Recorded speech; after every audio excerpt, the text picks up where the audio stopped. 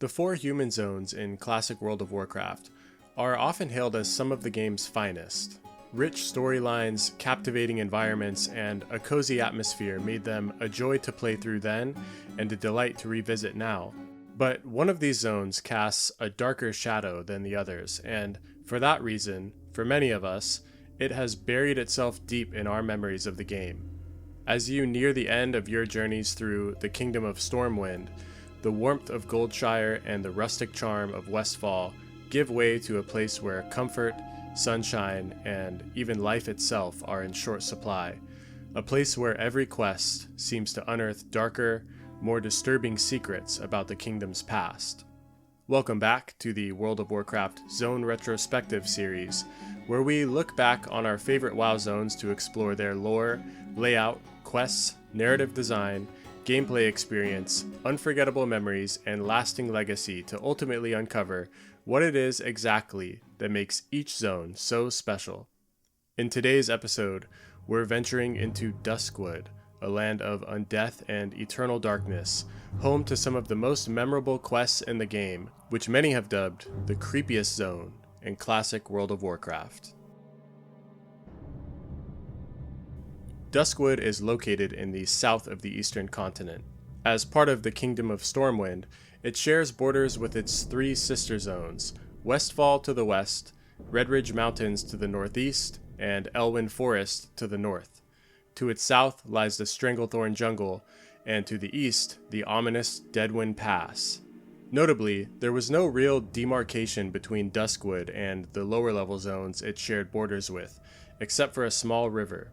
This lack of clear boundaries meant that low-level adventurers, especially those questing in southern Elwyn, might be tempted by curiosity to cross the river and explore the gloomy land they spied on the other side. But that curiosity was quickly punished. As they ventured deeper, the adventurous music of Elwyn gets replaced by an eerie drone. You get enveloped by thick fog, and yellow eyes blink menacingly from the shadowy bushes. Before long, you'd find yourself torn apart by spiders and wolves whose levels were too high for you to gauge.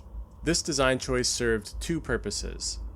First, it taught new players the importance of respecting level boundaries in a memorable, if somewhat traumatic way. Second, it provided a glimpse of the darker themes and more challenging enemies that awaited them when they were experienced enough to revisit the zone. This clever use of environmental storytelling and difficulty scaling helped build anticipation and create a sense of progression that kept players eager to level up and return to brave the horrors of Duskwood.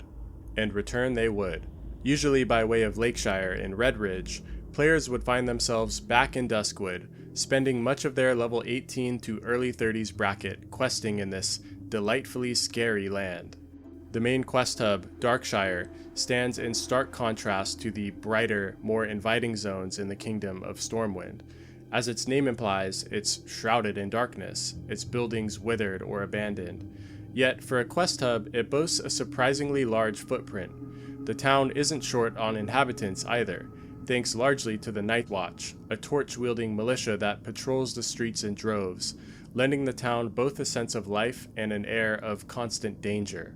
Before long, players find themselves venturing out to explore the zone, likely heading west down the main road that connects Darkshire to Raven Hill, the biggest questing destination that has you... return... The biggest questing destination that has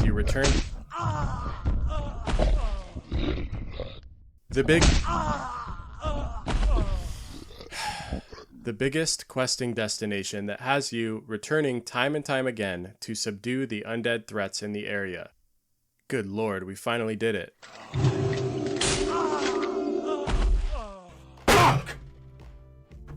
From a level design perspective, Duskwood is remembered for 2 key things. First, its questing path is, by modern standards, incredibly inefficient. The quests have players making the long trek back and forth between Ravenhill and Darkshire more times than anyone cares to count. An issue that could have been avoided had designers simply bundled the stages of quest lines a bit more intelligently. Second, the zone is notorious for its 2 high-level elite patrols, an abomination lumbering along the main road and a skeletal knight haunting Ravenhill itself. both of which have a knack for catching unwary adventurers off guard, sending them back to the graveyard and exacerbating the already burdensome travel load. Despite these inconveniences, Duskwood remains a well-loved zone. What we might call bad journey design brings a level of old RPG charm that, if not appealing, is at least tolerable. Where Duskwood lacks in game design efficiency, it more than compensates with its aura, namely through its creepy storyline and dark, foreboding environment, two elements we'll cover later in the video. But let's cover its landmarks first. Outside of the derelict farms and orchards that litter the zone, most of them are direct questing destinations. Darkshire, the main quest hub, a gloomy town with an aesthetic that makes it perfect for any Hollow's End gathering, which serves as a bastion of relative safety amidst the surrounding horrors. Raven Hill, an abandoned town turned sprawling cemetery with underground mausoleums, serving as a focal point for many of the zone's undead-related quests. The Tranquil Gardens Cemetery, a vast graveyard teeming with undead, offering a stark contrast between its peaceful name and the grim reality. The Frostmage skeletons wandering the grounds really complete the eerie vibe. The Twilight Grove, the sole area of Duskwood free from the surrounding curse, home to an Emerald Dream portal which spawns a Nightmare Dragon world boss. The Unknown Soldier's Grave, following the road east toward Deadwind Pass behind the Beggar's Haunt, you can find a pathway leading to a hidden, unmarked grave, watched over by two mysterious hooded figure statues. No official explanation for the grave was ever given, but in Cataclysm, a unique rare spawn called the Unknown Soldier was added to the grave, deepening its mystery and granting its name. And Volgor Ogre Mound, an area overtaken by ogres, presumably from nearby Deadwind Pass, adding a different flavor of threat to the zone. With so much of the zone in such a decrepit state, from abandoned homes to overrun cemeteries, from cursed woods to mysterious graves, it really begs the question, what exactly transformed this once peaceful land into the nightmare realm we now know as Duskwood? Unlike many other zones, Duskwood's tragic history and evolution is relatively recent. Once, Duskwood was a beautiful stretch of farmland, forest, and small towns. It served both as a staple in Stormwind's food production and as a desirable vacation spot for locals. But over time, curses and darkness began to seep into the land. The corruption first crept in from the east, as the darkness emanating from Karazhan Tower and Deadwind Pass brought gloom to the skies and rot to the plant life, decimating the livelihoods of the zone's inhabitants. Yet, Duskwood's fate would grow even darker. Sometime after the Third War, an artifact of great consequence found its way to these once peaceful forests. A quest originating in distant Ashenvale puts you on the trail of a night elf named Valinda Starsong.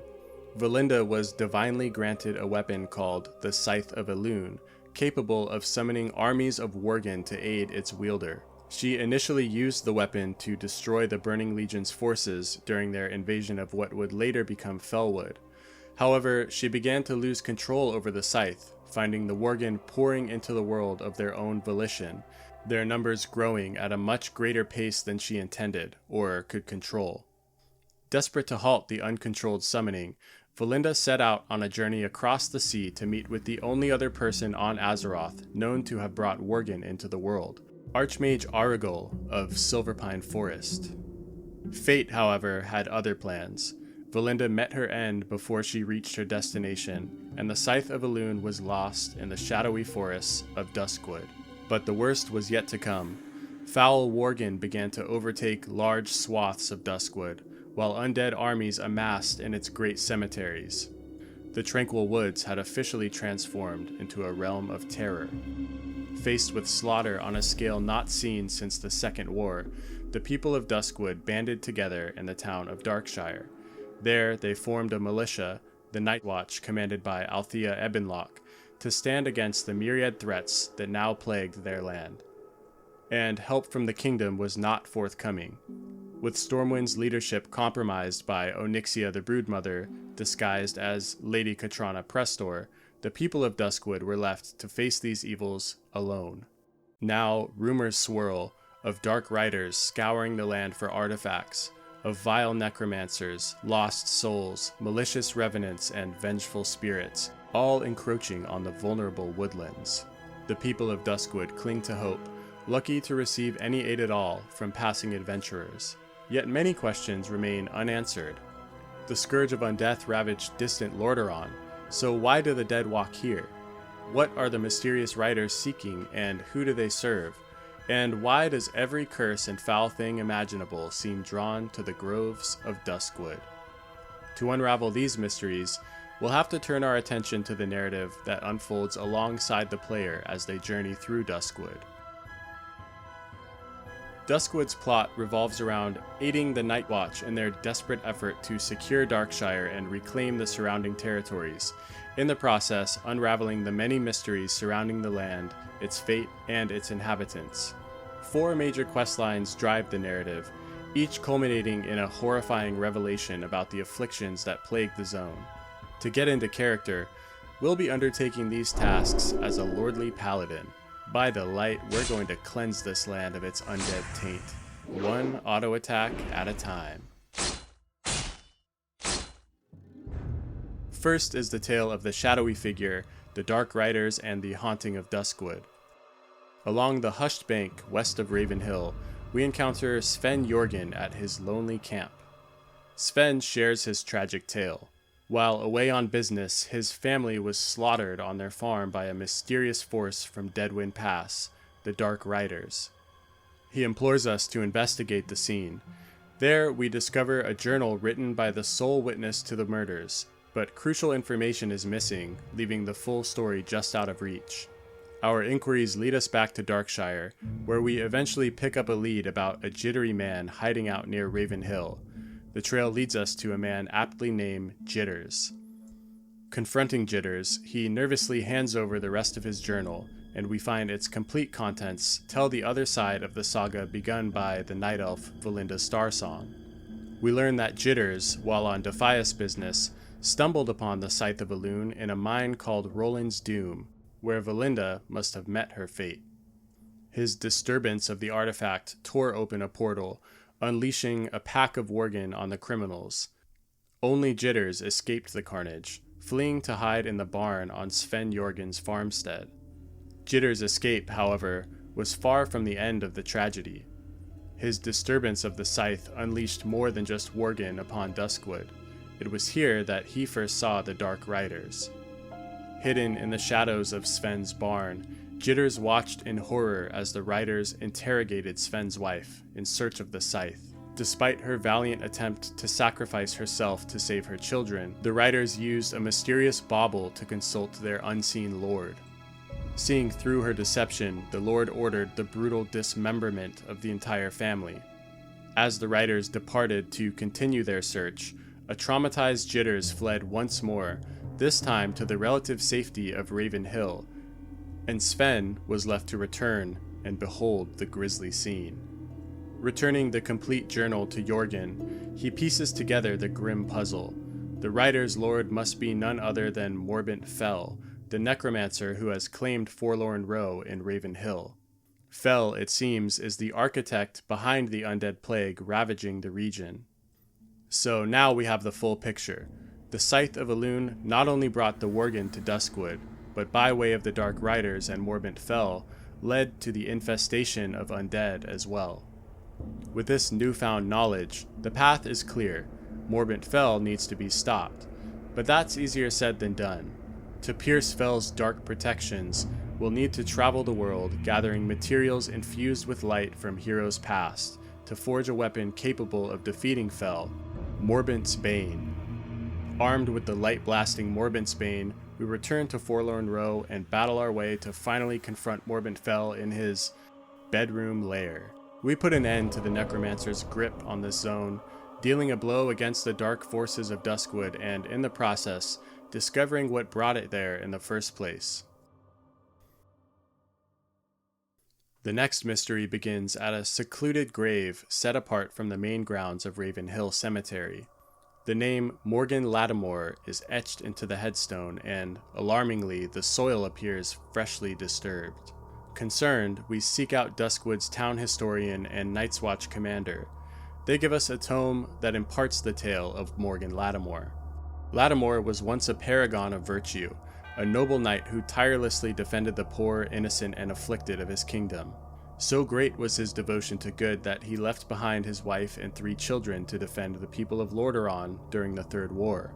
But when he returned years later, Lattimore found Duskwood transformed, shrouded in darkness and overrun by the undead. His home lay in ruins with no trace of his family to be found. After days of frantic searching, he turned to Ravenhill Cemetery, hoping against hope not to find his family's names etched in stone. There, to his horror, he discovered his wife's grave. Consumed by grief and rage, he lost all reason. He desecrated his wife's resting place before turning his blade on a group of innocent cemetery attendants. When clarity finally returned and he saw the carnage he had wrought, Lattimore plunged his own knife into his heart, seeking to end his anguish. But you can't take the easy way out from deeds as foul as his. Unable to stay dead, Lattimore clawed his way from his grave, now roaming the cemetery as a spirit of pure hatred, indiscriminately murdering under the name More Latim. With Lattimore's tragic fate illuminated, we return to Ravenhill to finally put his tormented spirit to rest. With the help of a few other adventurers and maybe a lobby or two who's grown sick of dying to the ghoul, we put an end to More Latim's reign of terror. For now. In a twist of fate, we discover that one of Lattimore's daughters still lives, serving as a member of the Night Watch.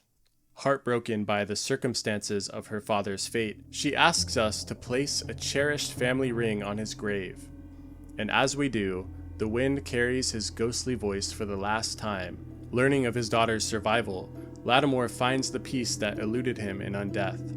With his soul finally at rest, he grants us his sword, Arceus, as a token of gratitude. During our dealings in Darkshire, the Caravan family asks us to check on a hermit who once frequented the town, but now lives in seclusion near Ravenhill. We meet the hermit, an old man named Abercrombie, whose suspicious giggling should be our first red flag, but ignoring his unsettling demeanor and the bizarre nature of his requests, we mindlessly embark on a series of morbid errands for him, collecting ghost hair, zombie juice, ghoul ribs, and other mysterious supplies. All the while, we overlook his creepy laughter, backhanded insults, and slip-ups that are really a dead giveaway about his true intentions.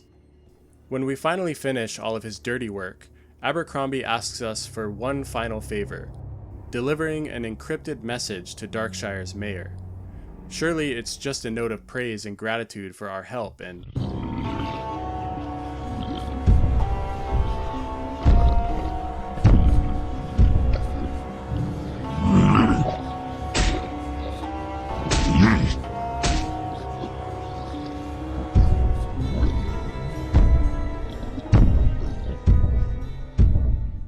oh no.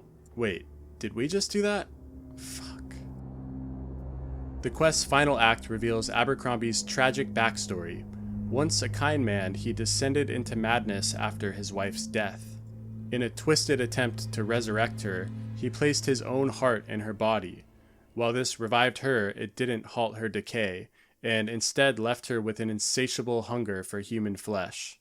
Too weak to end her life again, Abercrombie buried her behind his shed, where she has been scratching at the coffin wood ever since. And he developed a hatred for humanity that would consume his remaining years. Our final task is to unearth the hermit's wife, end her torment, retrieve the heart, and return it to Darkshire, finally putting a stop to the embalmer's terrors. While Abercrombie's duplicity is now common knowledge, imagine the shock of the first few players to ever discover the horror they just unwittingly wrought on their fellow levelers. The Stitches quest is actually a hilarious meta-commentary by Blizzard. Developer logs sometimes discuss how the feeling of forward progress took precedence over story coherence 100% of the time. Abercrombie's ill intentions are glaringly obvious, but when faced with the choice between saving Darkshire or gaining a quick burst of XP, players invariably choose the latter, at the expense of everyone else in the zone. And it's for the best. Stitches breathes life into Duskwood. He terrorizes the road, even killing a bunch of Night's Watch quest givers along the way, making it impossible to turn in quests for a time, before lumbering up to the gates of Darkshire itself, where a memorable RP event that players can participate in takes place. Lastly, what might be known as the creepiest quest in all of Classic WoW, the Legend of Stalvin.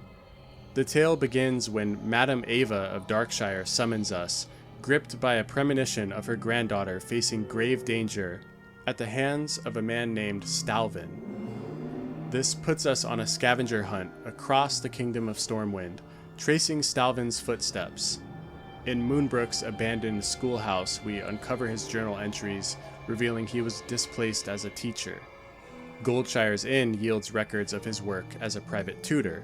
Stormwind's canals hide writings expressing his unsettling fascination with his young student, Tiloa.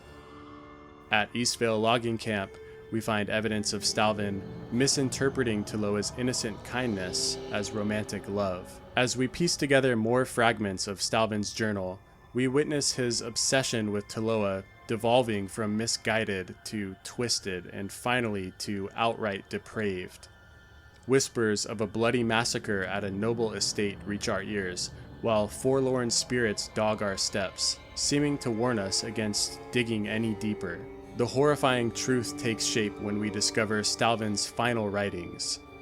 Consumed by jealousy and rage upon seeing Tiloa with a young suitor, and hearing her introduce him as merely a nice old man, Stalvin snapped.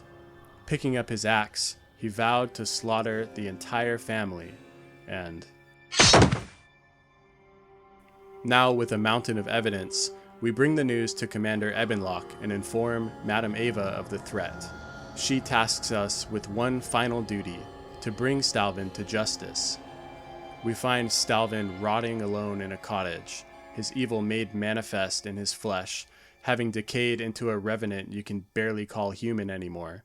We put the monster down, bringing a measure of peace to Madame Ava and closure to Stalvin's victims. But rumors speak of the cursed axe Stalvin used in his rampage, and how it still lurks in Duskwood's shadowy forests, waiting to fall into the hands of the next evildoer. The quests we've just explored form the core of Duskwood's narrative. While there are additional kill quests involving the Worgen and local wildlife that can be paired with the main storyline for efficient leveling, they pale in comparison to the narrative impact of the Stalvin, Stitches, Morladdam, and Morbent Fell questlines. But worth note is that Duskwood actually does host a single Horde questline found at the Beggar's Haunt. This series involves Horde players assisting undead operatives in developing a truth serum for a human captive in Stonard. While not particularly memorable gameplay-wise, it's significant for two reasons.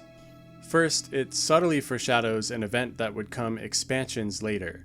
The undead tell us they were sent to Duskwood at the behest of Varimathras, and given the fact that one of them is a member of the Royal Apothecary Society who is working to develop new alchemical serums, we can interpret this as being a very early clue of the events of the Wrathgate, and Varimathras' attempts to form a new Forsaken alongside the Apothecary Society. Second, it kind of perfectly captures the essence of classic WoW questing. Remote quest givers deep in enemy territory with no breadcrumbs leading you there.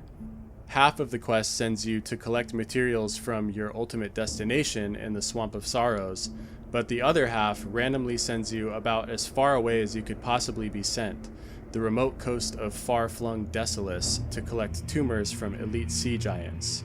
All for some of the most mediocre rewards imaginable. Sound like the classic WoW experience? Looking back on Duskwood's lore and questing narrative, I have to admit that the original backstory is pretty confused. Pre-WoW, Duskwood's darkness was collateral damage from Medivh's death curse on Deadwind Pass.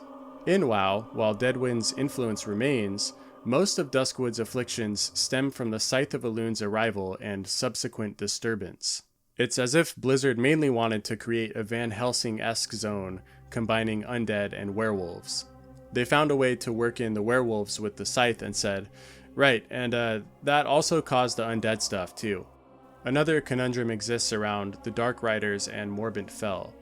Their connection to Deadwind Pass and Karazhan implies a link to Medivh, and by extension, Sargeras, making Ravenhill's undead a rare example of Sargeras-aligned undead over the typical Scourge Lich King affiliation.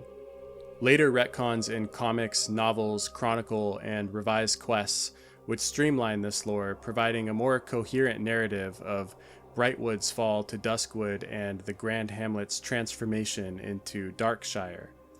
Yet many still prefer the original, messier version of Duskwood. The gaps and inconsistencies in the storytelling arguably added to the zone's intrigue. Duskwood seemed inexplicably cursed, as if destined to be Stormwind's black sheep. And if anything, the additions and changes to things like Abercrombie and Stalvin's questline took away from the original mystique of Duskwood. Players embrace the messiness to this day, just happy to settle in for a cozy jaunt through a classic, haunted RPG setting. When exploring what makes Duskwood great, most discussions naturally gravitate toward its eerie environment, compelling storylines, named elites, and notorious travel times, elements I've also explored in this retrospective. It's challenging to offer a fresh perspective on a zone whose standout qualities are so immediately apparent. But there are a few deeper, often overlooked elements that truly capture Duskwood's appeal on a more fundamental level, and I want to emphasize those here. First and foremost, the atmosphere can't be understated. Yes, most will call out the appeal of the dark environment, but Duskwood really is unparalleled in its uniqueness. While both factions have undead zones, Duskwood stands apart. Unlike the Forsaken Lands, where the focus is on rebuilding after destruction, Duskwood portrays the Alliance desperately clinging to their homeland, fighting back from the brink of extinction. Blizzard's execution of this environment is masterful. The WoW Diary tells us that the chief inspiration for Duskwood was the legend of Sleepy Hollow, and between the dense fog, suffocating tree cover, perpetual darkness, flickering torchlight, iron gates, sprawling cemeteries, and menacing monsters, they definitely got that feeling across. In fact, Blizzard was so invested in making Duskwood stand out environmentally that originally they were going to make navigating the zone impossible without a torch, from the ultimately scrapped survival skills profession. The idea was further teased in a 2011 April Fool's joke where Blizzard announced a dungeon called the Tomb of Immortal Darkness underneath Ravenhill Cemetery that was completely pitch black. While these ideas never materialized, their legacy lives on in the signature blue haze engulfing the zone. And the attention to detail extends beyond Duskwood's general atmosphere. The micro-dungeons within Ravenhill, the mausoleum and crypt with their secret connecting passageway, are completely unique features in the world. Even Commander Fellstrom, a level 32 elite rare in Ravenhill, drops entirely unique loot, and it's pretty good too. Equally important is the pervasive sense of mystery in Duskwood. I gave longer quest expositions than usual in this video for the sole purpose of trying to play out that mystery element within them. Players truly become detectives here, an experience rarely replicated elsewhere in the game except for maybe the Shady Rest Inn questline. Around every corner is a new, creepy discovery that deepens the zone's already unsettling environment. From unwittingly helping Abercrombie spawn an abomination to following Stalvin's disturbing trail up to a gruesome murder, Duskwood is steeped in mystery. Even the state of the zone in the first place is an enigma, with only one NPC initially aware of why the land is plagued by darkness and cursed evil creatures. It's this combination, the novel undead theme in an alliance setting, the meticulously crafted atmosphere, and the pervasive sense of mystery that makes Duskwood a joy to experience time and time again. These elements, in equal measure to the often discussed surface features, truly capture the essence of what makes Duskwood such a memorable and beloved zone in World of Warcraft. Duskwood's legacy in the broader landscape of WoW or MMOs is surprisingly modest. Despite retcons and expansions altering much of WoW's lore and landscape, Duskwood has remained largely unchanged. Other iconic zones like the Barrens or Stranglethorn Vale were completely upended, but Duskwood was barely touched in comparison. I think that's a testament to how well it was designed in the first place. Beyond WoW, Duskwood's influence can be seen in small nods across Blizzard's game universe. Stitches made an appearance as a playable hero in Heroes of the Storm, while Overwatch featured a Flight to Duskwood ride in its Blizzard World map, acknowledging the zone's fan-favorite status. Ultimately, the true legacy of Duskwood resides within the players themselves. Our collective appreciation for its mysteries, narratives, creepy encounters, and beautifully crafted atmosphere cements Duskwood's status as one of the most memorable and beloved zones in gaming history. This zone embodies the essence of what made classic WoW so captivating, a perfect blend of storytelling, atmosphere, and player-driven experience. Duskwood remains a prime example of how world building and narrative design, even when it's not that thoughtful, can combine with simple combat and adventure-forward gameplay to create an experience that stays with players long after they've closed the book on a game. And that's a wrap for Duskwood. As someone who primarily plays Horde, most of my early experiences of this zone were on the opposite faction.